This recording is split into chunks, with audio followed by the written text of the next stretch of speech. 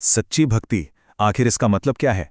क्या सिर्फ पूजा पाठ कर लेना ही भक्ति है, या फिर इसमें कुछ बहुत गहरा छुपा हुआ है?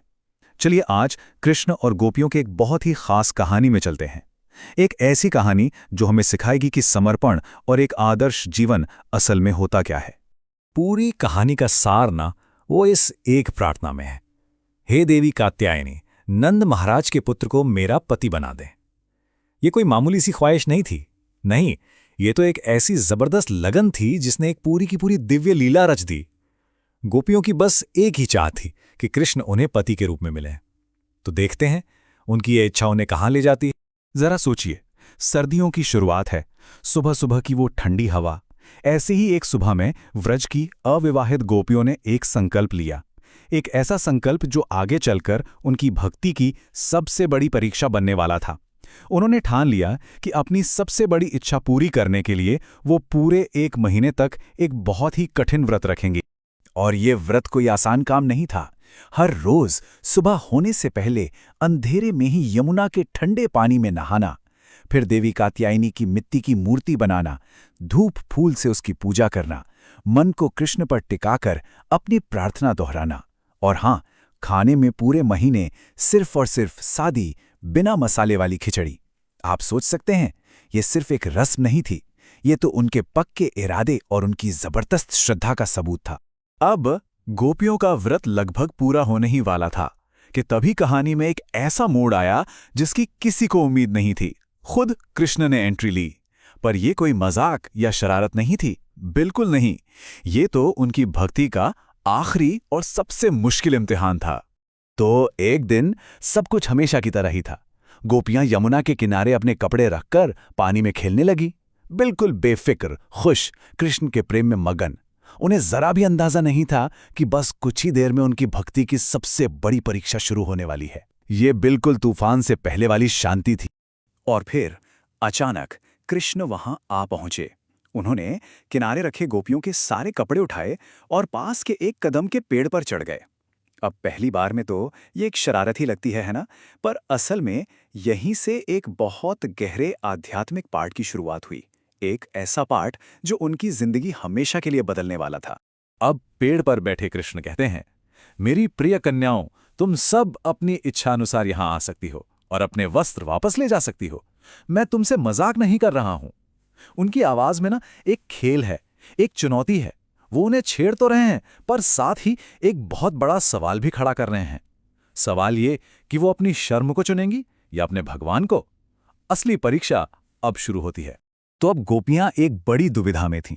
एक तरफ थी दुनिया की लाज, शर्म, मर्यादा, और दूसरी तरफ था कृष्ण के लिए पूरा समर्पण। अब उन्हें चुनना था अपना मान या अपनी भक्ति।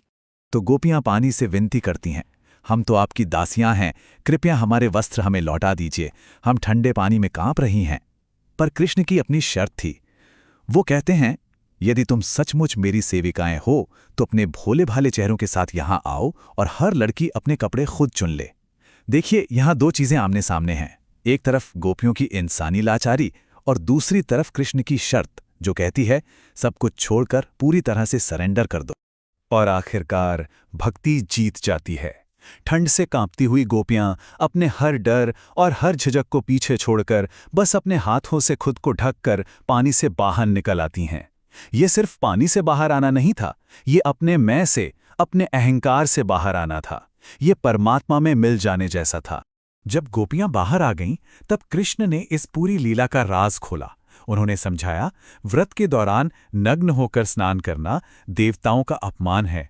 तुमने ये अपराध किया है, इसका प्रायश्चित करने के लिए हाथ जोड़कर प्रणाम करो। मतलब ये सिर्फ एक परीक्षा नहीं थी, ये एक शुद्धिकरण था। उनसे अनजाने में जो गलती हुई उसे सुधारने का एक तरीका। कृष्ण का हर काम, उसके पीछे एक गहरा मतलब होता है। तो इस मुश्किल परीक्षा को पास करने के बाद अब गोपियों की भक्ति में कोई खोट नहीं थी। वो सोने की तरह तपकर और भी निखर गई थी, दुनिया की सारी मिलावट से दूर। अब वो बिल्कुल तैयार थीं उस वरदान को पाने के लिए जिसके लिए उन्होंने इतनी मेहनत की थी। यहाँ कृष्ण एक बहुत ही खूबसूरत उदाहरण देते हैं। वो कहते हैं कि अब गोपियों की इच्छा शुद्ध इच्छा बन गई है। कैसी? भुने हुए जौ के दानों की तरह। देखिए, जैसे भुने हुए दाने को आप जमीन में बो भी दें तो वो दोबारा उग नहीं सकता। ठीक वैसे ही जब ये शुद्ध इच्छा पूरी होगी तो इससे कोई नया कर्म बंधन नहीं बनेगा, और यही तो भक्ति का असली फल है। और फिर आखिरकार उन्हें उनकी तपस्या का फल मिलता है। कृष्ण उनसे वादा करते हैं, आने वाली शरद ऋतु की रातों में तुम मेरी संगति का आनंद लोगी, तुम्हारी इच्छा पूरी हुई।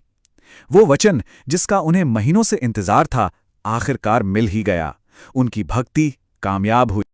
पर रुकिए, ये कहानी सिर्फ गोपियों तक ही सीमित नहीं है। कृष्ण इस समर्पण के सबक को एक कदम और आगे ले जाते हैं। वो इसे एक ऐसा यूनिवर्सल सच बना देते हैं, एक ऐसा आदर्श जो हम सबके लिए है, और वो आदर्श है निस्वार्थ सेवा का। और ये आदर्श समझाने के लिए कृष्ण किसकी मिसाल देते हैं? एक पेड़ की। जरा सोचिए एक पेड़ के बारे में। वो हवा, बारिश, धूप, बर्फ सब कुछ झेलता है। क्यों? ताकि दूसरों को बचा सके। वो कभी किसी को मना नहीं करता। अपने पत्ते, फूल, फल, अपनी छाया, अपनी लकड़ी, यहां तक कि अपनी राख तक, सब कुछ दूसरों के लिए दे देता है। उसका पूरा जीवन ही दूसरों के लिए है।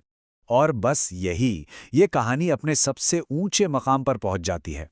कृष्ण कहते हैं, जीवन की पूर्णता तो अपनी प्राण शक्ति, धन, बुद्धि और वाणी का सदुपयोग करके सभी के कल्याण के लिए कार्य करना है। गोपियों की जो एक व्यक्तिगत प्रेम कहानी थी, वो अब सबके लिए एक फलसफा बन जाती है। असल जिंदगी का मतलब खुद के लिए जीना नहीं, बल्कि सबके लिए जीना है। तो ये कहानी हमें एक बहुत बड़े सवाल के साथ छोड़ जाती है। आखिर एक आदर्श जीवन है क्या? क्या वो है जो गोपियों ने किया, अपनी हर इच्छा को शुद्ध करके भगवान को सौंप देना? या फिर वो जो एक पेड़ करता है, बिना कुछ कहे, बिना कुछ मांगे, बस सबकी सेवा करते रहना? शायद जवाब ये है कि सच्ची भक्ति और निस्वार्थ सेवा ये अलग अलग नहीं है, बल्कि एक ही सिक्के के दो पहलू हैं। इस बारे में सोचिएगा जरूर।